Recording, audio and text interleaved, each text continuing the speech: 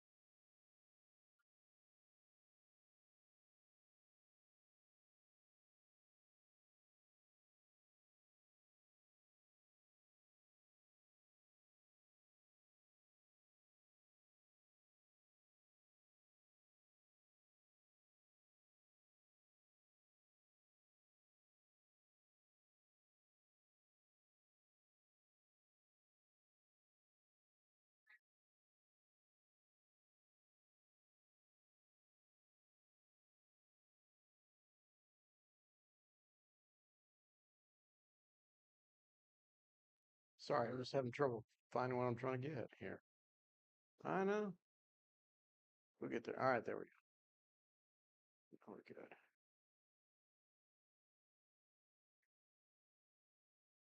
Sorry about that. All right, now we got it. All right, sorry about that. All right, we are in Matthew 25. If you got a Bible and you like to turn over there, uh, appreciate everybody's presence. I'm sorry, it's turned on. It's turned on. Let's have a word of prayer and then we'll get started.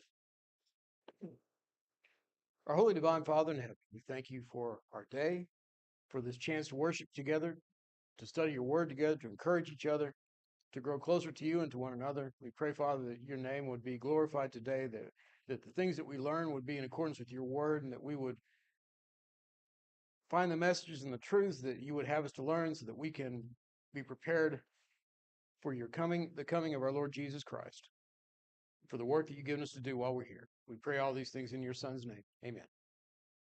All right. So we've been talking about Matthew 25 and 24 and 25. And really we spent last week talking more about the context that's going on behind these parables. As we study the parables of Jesus, and we talk about the idea of these parables of preparation, and I guess you could probably also say parables of accountability, because that's really what's going on in this story. Jesus has been talking about and answering questions that the apostles had about this day that he has mentioned when the temple is going to be destroyed. And so, they ask him, what will be the signs of all these things? And he starts describing to them what's going to happen. And basically, what he tells them is that you're not going to know the day and the hour when this is going to happen. The Roman armies are going to come, they're going to encircle the city. You don't know when it's going to happen. Nobody knows except for the Father. But there will be some things that you will be able to notice and see, and that you need to be alert, because if you're paying attention and you believe what I promise is going to happen, then you're going to see these signs and knowing that it's about time, and then you're going to get out of the city and you're going to be safe. And that's the responsibility that you're going to have. And we talked about how the tendency that we often have today when we apply this, when we think about this in terms of the second coming of Jesus, or whatever promise that we look forward to, whatever prophecy we may look forward, and however we may apply this passage, that our tendency is to spend our time focused on trying to see those signs and looking for any sign that this is about to happen. Uh, and we get so mixed up in doing that a lot of times that we see people all the time. Okay, reading the news, scouring the news. So and so's invaded so and so. This, Israel's under attack, or this is happening, or Donald Trump is the Antichrist, or whatever you want to be. And we start coming up with all these ideas, and we're okay. That must mean we're in the last days, and this is about to happen. And we miss the point that Jesus is really trying to make. Because if you remember when he says, he says in verse 6, you will hear wars and rumors of wars. See that you are not alarmed, for these things must take place. His point is not that if you see this war going on, okay, mark that down. That's a sign. What he's really saying is what? Should I be worried about anything, these things I'm seeing going around? No, because that's not, those are going to happen. Just don't worry about that. That's not the issue you need to be focused on. He does say that when you see this particular sign, when you see, and Luke is more specific about this, when you see the Roman armies coming, that's when you know it's time to get out. But until you see that, you don't have to worry about analyzing and figuring out every little thing that's going to happen. If you're paying attention, you'll know when it's going to happen. And if you're not focused on looking for all these different signs and portents and whatever else you want to call it. What are you supposed to be focusing on? What does God want? What does Jesus want his apostles to be focused on during this time?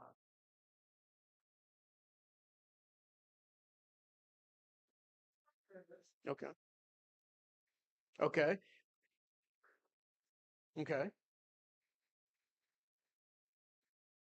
Yeah. There's the idea, and that's the general application, but that's what we need to be seeing, right? We know that if I'm not worried about how all this stuff is going to resolve itself, I trust that it will be resolved and God will resolve it. Then what am I now free to do? Where's my focus now going to go? Serving the Lord. I get up every day. My focus is not, I wonder if the world's going to end today. Let me check the newspapers and see if something's happened. No, my focus is, I got a job to do. God's called me to serve. How many times have you ever heard somebody, and I've done this myself, if you've been in a job and or had a project to do, and you're maybe you're kind of down on this level, and your boss says, all right, go do this, and you're starting to think because you're really smart and you know all the well, what happens if this and that? And I start thinking of all the contingencies, and he finally stops me and says, look, that's not your worry. You do the job. I'll worry about those other things. And that's the idea. You go do the work that you have been given to do. And I think sometimes it's so easy for us when we go to Matthew 24, to your point, from a general standpoint, when we talk about how this applies to us, there's a very specific application for the apostles as well.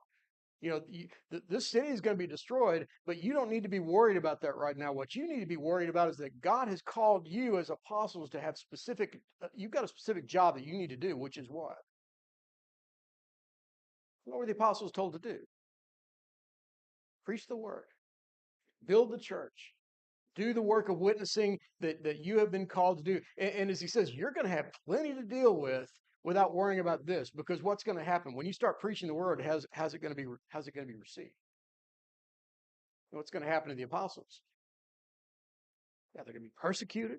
They're yeah, yeah, yeah. There's you're going to have enough problems. It's kind of like what Jesus says in the Sermon on the Mount. Sufficient for the day is the troubles therein. You got enough to worry about with what you're going to be doing with the job that you have been given to do. And so he gives them this reassurance that God is going to come in judgment, whether it's, and I think as we talked about last week, whether we talk very specifically about the destruction of Jerusalem, whether we talk about any example of God coming in judgment on those who are opposition to the church, or ultimately even the final day, the Lord's Day, the day of judgment. And I've thought about this a lot because as we talked about, there's a point, it seems like, between chapter 24 and chapter 25 where it seems like there has to be some sort of a transition into that final day of judgment. And I finally decided that maybe it's not the fact that there's a transition. I think all of it can be applied specifically to the apostles and their responsibilities, but also there's some applications for us as well. And so, and I think that's the best way to look at these parables as we go into going later on into chapter 25 when we start thinking about what Jesus is trying to tell them. And if you remember, we talked briefly about this parable beginning in verse 45 of chapter 24, where he says, "Who then is the faithful and wise servant whom his master has set over his household to give them their food at the proper times?" And as we said, who's the wise, faithful, and wise servant here that's being discussed specifically? And what's the job that they've been given?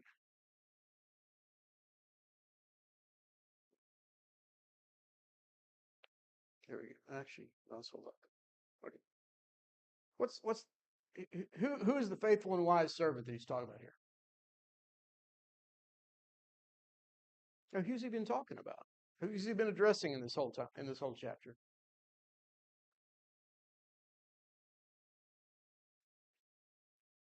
Okay. Okay. Yeah. And the specific application, I think, is he's talking about the apostles. But to your point, if we're all servants of God, clearly the idea of a wise servant is the servant who, as he says, and this is an important point, he says, whom his master has set over his household. Now, I haven't been set over God's household. Well, there's a sense, I guess, as an evangelist that I have been. Uh, but there's a sense in which the idea that maybe I haven't been set over God's household, but have I been given work to do? Have I been given a stewardship? Absolutely. We all have. There was a very specific stewardship the apostles were given, as he describes, to give them their food at the proper time. In other words, you've been put here for the purpose of caring for and cultivating and feeding the flock of God. And his point is, when the Lord comes, you need to be found doing the work that you're called to do. And I think that's an important point. When we look at all of these passages and we look at all these parables, when we think about what it looks like to be watchful or to be awake. By the way, this is an aside. I think it's interesting how many times in this passage, and Mark really emphasizes it, that when Jesus talks to his apostles, he tells them to stay awake. Does that ring a bell at all? Is there a immediate sense in which that comes into play for the apostles in the coming days? Sure is, isn't there? What happens? Where do we see this come into play, Larry? Mhm. Yeah. Hmm. Yeah. I-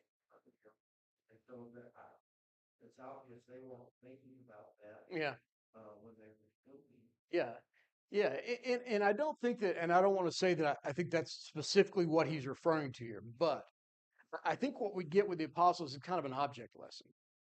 The idea that Christ is saying, you need to be awake, you need to be vigilant. This is important. You need to be paying attention to what you're doing. And he brings them into the garden, not at what, 2 or 3 days later, and says, watch and pray that you enter not into temptation. And what happens when we fall asleep? Why?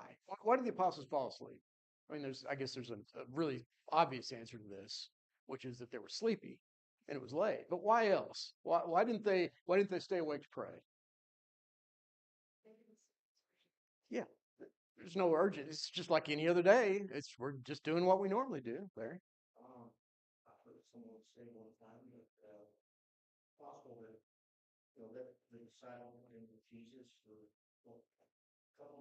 Hmm. Hmm. Yeah. Yeah. Hmm. Hmm. Yeah.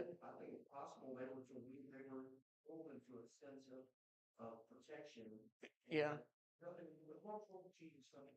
It's very possible, and you know what's as I'm thinking about that, because in a way I've heard the exact same thing, and there is some indication. Look, when you can't read John 13 through 17 and not think that the apostles had some understanding that Jesus is going away. Something is not right here. Something is different. We know that. We're not sure we understand it, but Jesus keeps telling us over and over again, I'm going to be betrayed into the hands of men and I'm going to be killed and I'm going to raise on the third day. And clearly they believed that there was a risk because if you remember John 11, the story of Lazarus, where Jesus says, all right, we're going to go wake up Lazarus. You remember what Thomas says in response to that when what he tells the other disciples? Yeah, let's go. So we'll die with him. They understood clearly that there was some sort of a risk. Now, to your point, I also think that yeah, they've seen how many times have the Jews taken up stones to stone Jesus, and he just leaves? Uh, I I have a sneaking suspicion that that's exactly what Judas thought was going to happen. I'll portray Jesus. He'll just do what he always does, and I'll get my easy money, and we'll just go on with life. And it didn't happen.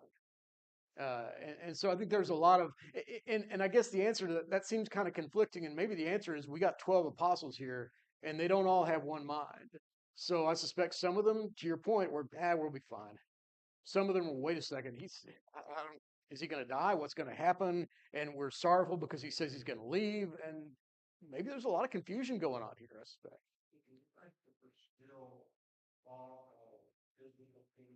Oh, oh, absolutely. Yeah. Oh, they're still, and we know that even when Jesus is ready to ascend, what's the question the apostles have? Lord, are you now going to restore the kingdom to Israel? Now, finally, are we going to do this? And I think we're getting off the subject, but when Peter takes out that sword, what's he doing? He's ready to defend. All right, it's time to fight. Now we're going to take this kingdom, and I'm going to defend. I'm going to defend my Lord with my life if necessary. And I always think it's telling that when Jesus tells him to put down the sword, all of a sudden, we talk about Peter being kind of cowardly, but Peter was ready to die. What causes the change in that is all of a sudden, everything I thought was true, it's just gone. It's like somebody just pulled the rug out from under me. And now I don't know what to think. And when we're uncertain and when we're doubtful, that's when our fears get the worst of us. And that's exactly what happened with Peter. Yeah, absolutely. Absolutely. That's when we're vulnerable. And I think that's as we tie this back, I've thought about this a lot. When am I most alert? When I wake up from a 2-hour nap, no, I don't know what day it is at that point. I'm not ready to react in certain things. Uh, but when I'm awake and focused, that's when I'm in tune. I have my mind on the right things. I'm doing the right things, and that's the attitude that Jesus is saying here. You need to be awake. You need to be focused, and you need to understand the importance of what's going on. And to your point, that's applied. That applies to all of us every single day. Living, and Paul even talks about this later on. It's in First Thessalonians, I think it is. Where is it in my notes? Um, this is what happens when I don't follow my notes completely. Oh, here we go. We're going to farther down. Yes.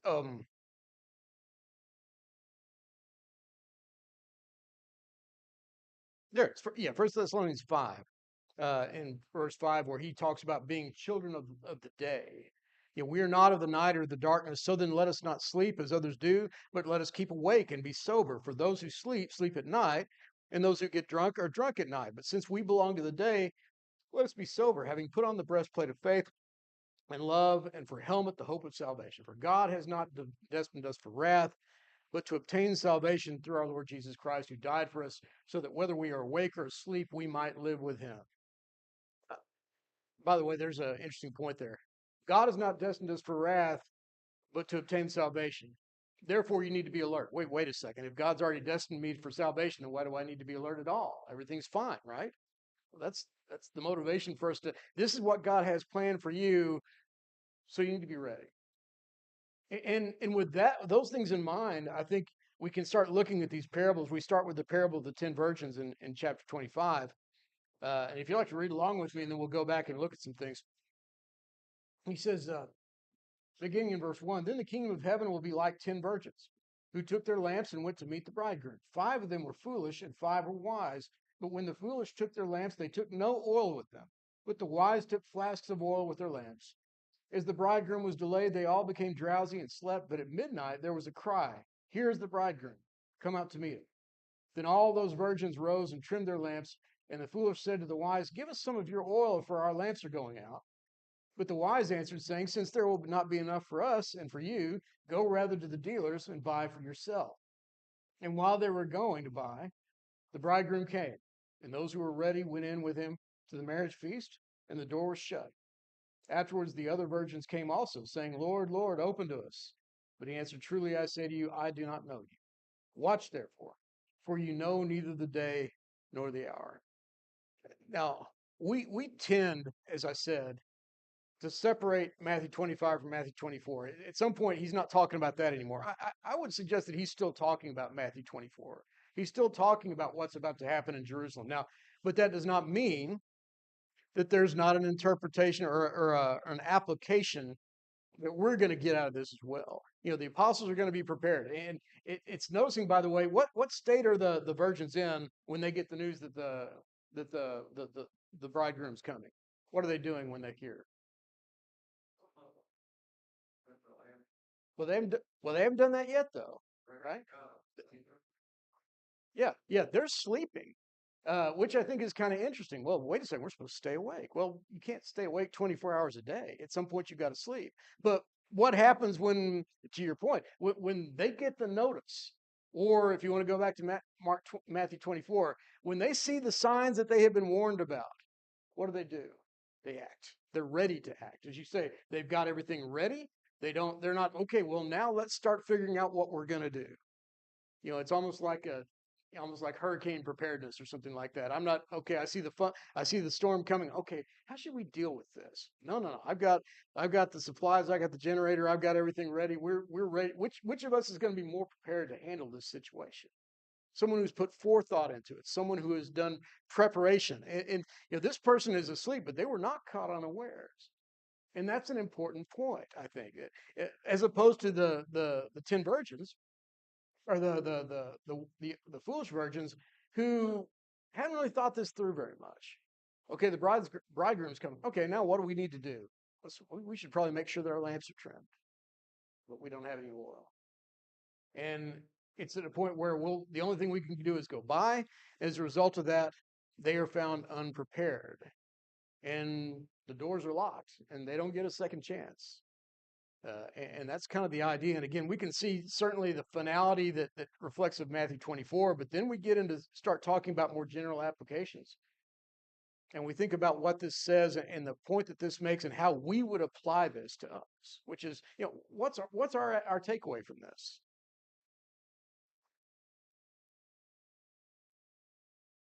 We need to be ready and alert. And now let's go back to what we've seen in chapter 24 and ask the question, what does it look like to be alert? What does that mean? When the Bible tells me to be on the watch and be alert, what's he really telling me to do? How do I apply that idea?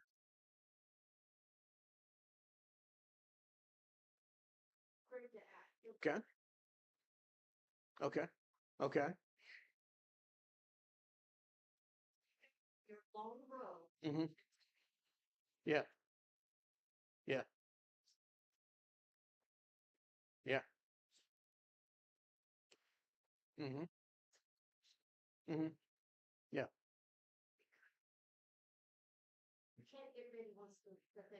Yeah, yeah. The time for preparation is gone now. The question is, are you prepared to act as you need to act, Larry? Mm-hmm. Mm-hmm. Yeah. Mm-hmm. Yeah.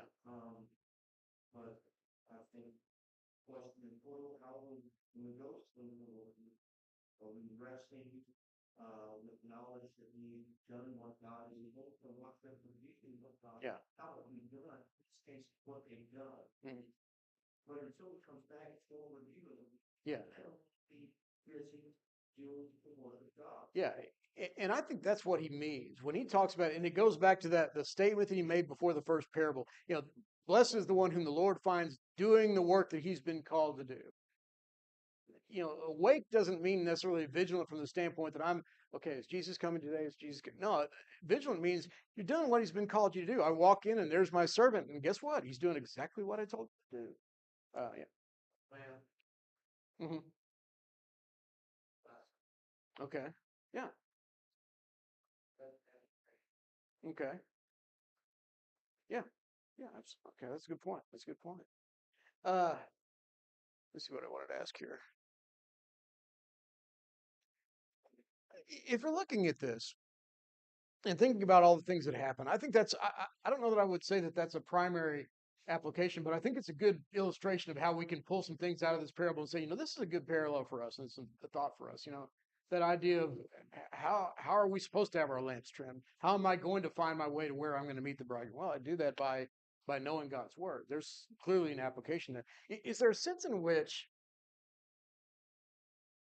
what do you think is there a message here that you could see that might necessarily be intended? I guess, and maybe I'm asking that too vague, and I'll give you an example of what I'm talking about here. What do we think about the idea that the wise virgins, when the foolish virgins came to them, they said, "Sorry, you got to go get your own oil." Is there a message there? Do you think? Yeah, yeah. You can't get somebody else to fix the problem for you. The idea that you know as you think about this story, and this is why I think that there may be an intentional meaning here. Like we said, we always try to be careful not to apply parable where Jesus is not applied. It. Jesus doesn't actually. He basically says the message is to watch, but there's an implication there. If the bride, if we've got a bridal party of 10 virgins and only 5 of them have lamps that are lit, I mean, in theory, could that still work? I mean, yeah, we could. I mean, okay, it's not as bright. We could still do it. But Jesus makes a point of saying, no, you've got to have your own lamp, or this doesn't work. And the idea being, and I think ultimately the idea is nobody can prepare for you. Nobody can do your work for you. I can't simply assume that because I'm in the group that God has prepared, and I know that so and so that sits next to me in the pew, she's really really faithful and doing a lot of good things, and I'm working with her in the king. I'm a co-laborer with her in the Lord's church. Therefore, God will look at us and say, "You all in general did the work, and I'll be okay." The message here is that no, you're going to have your own life. You got to go be prepared on your own. Larry, go ahead. No, they're wide, true discern. And if you see someone who is not able to trim their lamp because they don't have a physical ability or whatnot, these virgins receive that they were able to, they want to they didn't want to. Yeah. Not because yeah. And so I think that's the implied. Yeah. Characteristics of the foolish. And the wise men see that, like, okay, you deliberately or willfully are not preparing. Why should I give you my own? Yeah. It has something like a urgency after something. Yeah. Yeah.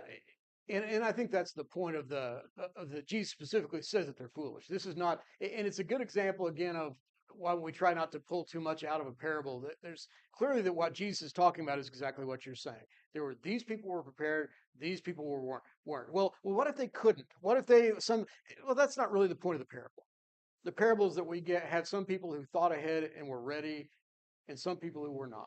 And I think sometimes it would be easy to look at this and say, well, what we're saying is it's basically our salvation is every man for himself. Hey, you got your lamp, I got my lamp, and mine's fine, and you've got your own problems, and you go deal with that. Is that how we see each other? No, that's clearly not the point that he's making here. Paul says, bear one another's burdens. In another context, to your point, if this was something that Jesus wasn't trying to specifically talk about, we might look at this and say, you know what? Share some. Help out. Maybe it's going to inconvenience you a little bit, but you want to make sure that everybody comes along and you're going to try to help them. And in another context, maybe we would make that observation, but that's not the point he's trying to make here. Again, it's the idea. It's interesting that Paul in Galatians 6, I think, where he says, bear one another's burden, but then within 2 verses, he also says, for everyone must bear his own burden. At the end of the day, we want to help as much as we can, but at the end of the day, it's about what I do. And nobody's responsible for that but me. Did I see some other hands? Any other thoughts on this particular parable? Anything else that we want to bring out of this?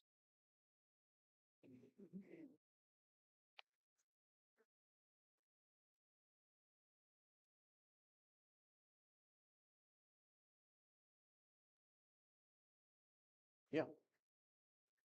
Hmm. No, but sometimes parents do. Yeah. Sometimes they wish that they could, and that's a hard thing. Yeah, I know. And the reality is that when we're growing up, you know, if we're being perfectly honest, for the most part in our early lives when we're still at home, we're relying pretty heavily on our parents' faith and our parents making sure that we put our priorities where they need to be, and that we're in church on Wednesday night when I've got class or practice that I could be going to, but no, this is important. This is where you need to be. But at some point, I gotta make that decision on my own when it's only me. And if I don't show up, no big deal. Everything will be fine. And after all, I can come next week. It's just, it becomes much easier for me if my faith isn't prepared to start making those decisions because I understand, look, I had other things I thought were important. My parents made a point of saying, this is where you need to be. This is what you need to be doing because this is what really matters. And at some point, that's got to shift onto me. At some point, that oil's got to be in my lamp, if you will. And I think that's exactly the point. We all have to bear our own burdens. And the trick is being honest with ourselves enough to see that, maybe I'm not as strong as I need to be in that regard. Maybe I'm allowing other influences to pull me away and get me away from doing the work that God has called me to do. There's a lot of ways that we can talk about that, but anyway, we'll move on because we've only got about five or so minutes. Let's look at the parable of the talents, and I suspect that we will probably not get through this, but we'll see how it goes. The parable of the talents. He starts in verse 14. He says, "For it will be like a man going on a journey who called his servants and entrusted to them his property. To one he gave 5 talents, to another two, to another one, to each according to his ability. And then he went away. He who had received the 5 talents went at once and traded with them, and he made 5 talents more. So also he who had received the 2 talents made 2 talents more. But he who had received the 1 talent went and dug in the ground and hid his master's money. Now after a long time the master of those servants came and settled accounts with them. And he who had received the 5 talents came forward, bringing 5 talents more, saying, Master, you delivered to me 5 talents. Here, I have made 5 talents more. His master said to me, Well done, good and faithful servant. You have been faithful over a little. I will set you over much. Enter into the joys of your master. He also, who had the 2 talents, came forward, saying, Master, you delivered to me 2 talents. Here, I have made 2 talents more. His master said to him, Well done, good and faithful servant. You have been faithful over a little. I will set you over much. Enter into the joy of your master. He also who had received the 1 talent came forward, saying, Master, I knew you to be a hard man, reaping where you did not sow, gathering where you scattered no seed. So I was afraid, and I went and hid your talent in the ground. Here you have what is yours. But his master answered him, You wicked and slothful servant. You knew that I reap where I have not sown and gather where I scattered no seed. Then you ought to have invested my money with the bankers, and at my coming I should have received what was my own with interest. So take the talent from him and give to him who has the 10 talents. For to everyone who has more will be given, and he will have an abundance. But for the one who has not, even what he has will be taken away. And cast the worthless servant into the outer darkness. Into that place there will be weeping and gnashing of teeth. As I'm thinking about this, does anybody notice what he says in verse 29? For everyone who has will be more will be given, and he will have an abundance. But the one who has not, even what he has will be taken away. Do you remember when this got used? It's been a couple months probably, but earlier on in the parable class, this first popped up in a different context, or this passage, or this thought. Do you remember where it was used? Where Jesus made this statement again earlier? Yeah, back in chapter 13. And it's in a very different context, but in a lot of ways, the meaning is pretty much the same. If you remember in Matthew 13, he's been speaking in parables. And the disciples come to him, why are you speaking in parables? The idea being these people don't have any idea what you're talking about. And he says that I've done this because to you it's been given to know the secrets of the kingdom of heaven, but to them it's not been given. And he says, for the one who has, more will be given, and will have an abundance. But from one who has not, even what he has will be taken away. The idea being, you have expressed a desire to know God. You have expressed a desire to follow me and to learn from me. And so you're going to get you're gonna, I'm gonna tell you everything. These people have no interest in that. You always get the impression when Jesus is telling all these parables in Matthew 13, I always get the impression that people listening to him going, wow, he's a great storyteller. That's a that's so worth it. That was a really interesting story. And they'd walk away going, I wonder what he meant. Well, I bet that the seed means this. And, you can imagine them walking down the road on the way home talking about what Jesus might have meant. But the difference, if you remember, between the apostles and the rest of the people was that the apostles asked, Jesus, what is this? Can you explain to this to us? What are you trying to say? It's not about how I'm going to interpret this. I want to know what Jesus meant. He said, and he tells them, you have been given a greater understanding and insight and revelation than those people because you wanted it. And but now he takes that same passage or that same idea and takes it into this context. And it's the reminder that he's giving to his apostles there, you've been given more. You are the ones that have been given a lot. But if you don't use what you've been given, what's going to happen? It's going to be taken away. Because God is going to hold you accountable for how you use what you have been blessed with. And of course, again, there's a specific meaning to the apostles, but this is very clearly something that's going to apply to us as well. How do we use what God has given us? Um, you know, I've heard a lot when we talk about the parable of talents, a lot of people will make a big deal about saying, and I have too, this is not talents as in abilities, it's talents as in money. And that's true. At the end of the day, I don't know that it makes that much difference because essentially we're talking about the same thing. What has God blessed you with? And how are you going to use it? And is God going to hold me accountable? So, since we're out of time there, we'll go ahead and pick up and finish this section. And I think that, let's see, we've got county and judgment. Let, we'll plan on doing the parable of the talents, and then we're going to move into lesson 14, which is the last section that we're going to go through in Matthew 21 and Mark 11. There's a typo there. Should be probably Matthew 11, Mark 11:27, and not 277. I don't think there's 277 verses in Mark, uh, and then into Luke. So we'll plan on picking up there, Lord willing, next week. So thank you all for your attention. We'll take a quick break.